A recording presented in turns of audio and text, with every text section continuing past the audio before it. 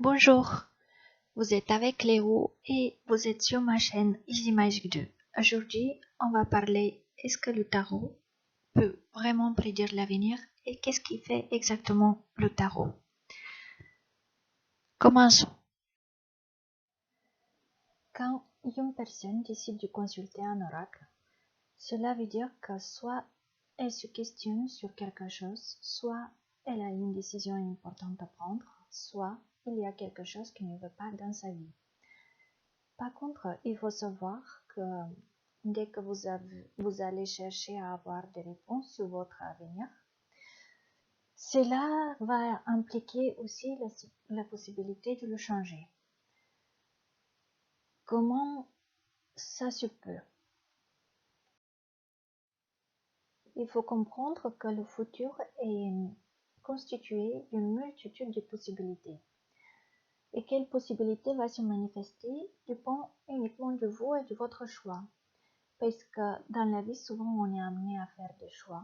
Et selon le choix qu'on fait, dépend la possibilité qui va se manifester.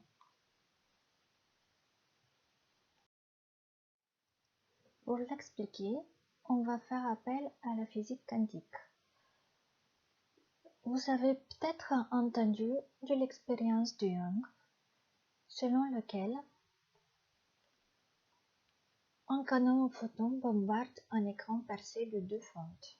Le photon qui passe à travers les fentes devrait dessiner deux fentes similaires sur l'écran, placées derrière. Or, ils se répartissent autrement, se comportant comme une onde. Ils atterrissent en différentes lignes selon les degrés de probabilité. Qu'est-ce que ça veut dire? Ça veut dire que déjà, l'électron peut se comporter soit comme une onde, soit comme une particule. Et quand il se comporte comme une onde, on peut avoir des interférences. Et alors, qu'est-ce qui se passe quand on ajoute un observateur? Quand on ajoute un observateur, vous voyez, c'est la deuxième figure. Les électrons se comportent comme des particules et ils passent exactement par les deux fentes comme ce devrait être normalement par rapport à la logique de l'observateur. Mais quand on enlève l'observateur, les particules ils se comportent comme une onde, les images d'en bas, et ils interagissent entre eux et il y a des interférences qui se créent. Qu'est-ce que ça veut dire exactement? Ça veut dire tout justement qu'il existe une multitude de possibilités et de probabilités qui existent et qu'on n'est pas censé forcément en avoir. Mais il faut aussi savoir, et ce qui cette expérience met en évidence, c'est le rôle déterminant de l'observateur. Ça veut dire que si l'observateur est en attente d'un résultat, il va avoir le résultat qu'il va attendre. Et c'est exactement ça qui nous intéresse. C'est notre focus, notre attention et intention qui fait de la sorte que quelque chose va se manifester ou pas. Donc, le tarot va éclairer exactement ces moments importants dans la vie où on est amené à faire des choix. Il va éclairer une situation de telle façon qui va nous aider à choisir une option ou une autre et de cette façon impacter notre futur. N'oubliez pas que votre futur dépend de votre présent et votre présent de votre passé. C'est pour cela c'est tellement important de veiller sur chaque action, chaque pensée ou chaque parole qu'on prononce, parce que c'est ici et maintenant que nous construisons notre futur. Le futur n'est pas figé comme je vous ai expliqué. Il peut changer en fonction de nos actions et nos choix. Bien sûr qu'il y a un destin. Mais le destin, c'est des points fixes qu'on ne peut pas ni changer ni éviter. Mais les chemins pour arriver jusqu'à ces points sont variés. Ils peuvent être plus longs ou plus courts, plus ou moins dangereux. Et c'est exactement là qu'il entre notre libre arbitre. On est libre de choisir quel chemin emprunter pour arriver à un point fixe. Alors imaginez-vous choisir votre chemin dans le noir. Ce n'est pas facile, n'est-ce pas? Ça peut même avoir des conséquences catastrophiques. Et si vous mettez la lumière, le choix est déjà plus facile à faire. Ou vous avez déjà choisi votre chemin. Mais faut-il continuer? Quels sont les obstacles à franchir? Est-ce qu'il y a des obstacles? Donc le tarot va vous dire quels sont ces obstacles, comment les éviter ou comment les franchir à moindre perte. Ou il vaut mieux à renoncer. Donc le tarot, c'est juste un outil de guidance qui met la lumière sur votre route, sur un choix qu'on doit faire, sur une situation.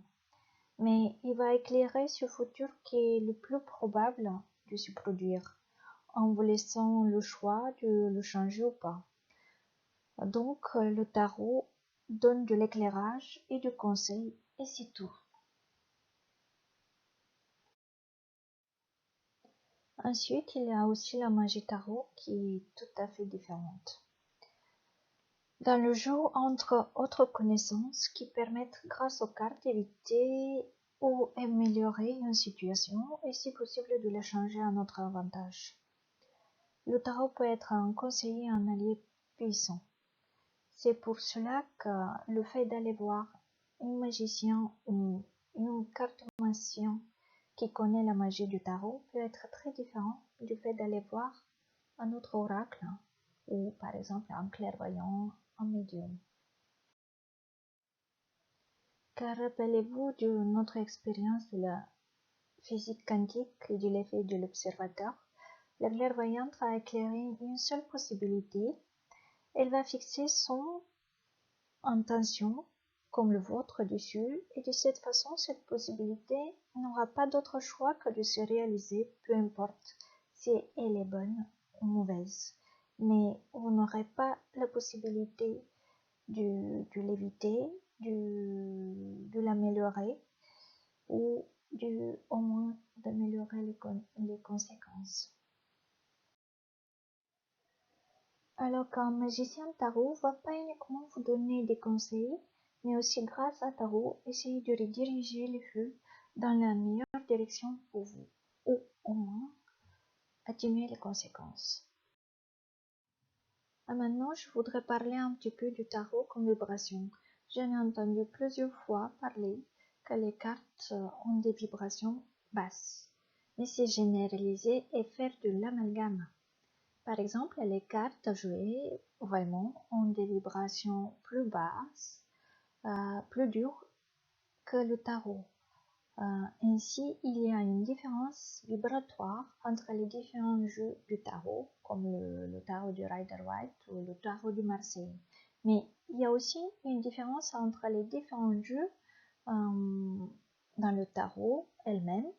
Par exemple, le tarot hermétique, le tarot alchimique, le tarot du Golden Dawn ou celui de l'ère du Verseau ont des vibrations assez élevées en comparaison avec les tarots plus noirs, comme le tarot noir, le Necronomicon, le tarot des ombres et les autres tarots un peu plus noirs.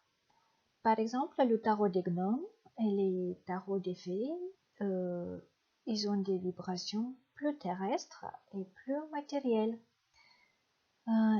Et chaque praticien, il va être attiré par une ou une autre jeu, indépendant de son propre niveau vibrationnel. Mais dans le tarot, ce n'est pas ça qui est l'important. Le tarot, ce qui est important et dans les tirages, c'est la relation qu'il y a entre un jeu et son maître. Et c'est qui vous a dit que tirer les cartes ou aller consulter un oracle, c'est un péché? Depuis la nuit du temps, l'homme a toujours cherché à avoir de l'éclairage sur son avenir. Comme je vous ai expliqué plus tôt, c'est de cette façon qu'il pouvait avoir une aide précieuse, un conseil sur les décisions importantes à prendre dans sa vie, comment accomplir du mieux son destin, comment éviter les malheurs et les obstacles, et comment d'être sûr qu'il est sur le bon chemin et qu'il ne s'est pas égaré. Rappelez-vous que dans l'Antiquité, même les plus grands personnages de son temps, comme Alexandre le Grand, consultaient les oracles. Chaque reine et chaque roi, ils avaient à leur service un astrologue qui les aidait à prendre les meilleures décisions, qu'ils consultaient devant chaque grande décision et devant chaque grande bataille. C'est tout à fait normal d'être éclairé pour pouvoir choisir bien sa voie, pour prendre ses décisions, pour être éclairé sur les obstacles qu'on peut rencontrer. Parce que le savoir, c'est du pouvoir et de liberté. Mais interdisant aux gens le savoir, le maintien dans l'ignorance, c'est la meilleure façon de les manipuler. Moi, j'ai choisi le savoir, la lumière et la liberté de mon esprit, et je décide toute seule ce qui est bon ou mauvais pour moi, et je ne laisse personne d'autre de décider pour moi. Le temps que chacun doit faire son choix personnel est arrivé. Et vous, avez-vous fait votre choix? Je vous félicite, vous êtes arrivé jusqu'à la fin de cette vidéo. Moi, c'était Cléo et vous étiez sur ma chaîne Easy Magic 2. Si mes vidéos vous plaisent, n'oubliez pas de vous abonner, commenter, liker, appuyer sur la clochette pour ne pas manquer les prochaines vidéos. Et la prochaine vidéo, elle sera sur le futur, présent, passé, sur le temps et comment ça marche. Ciao!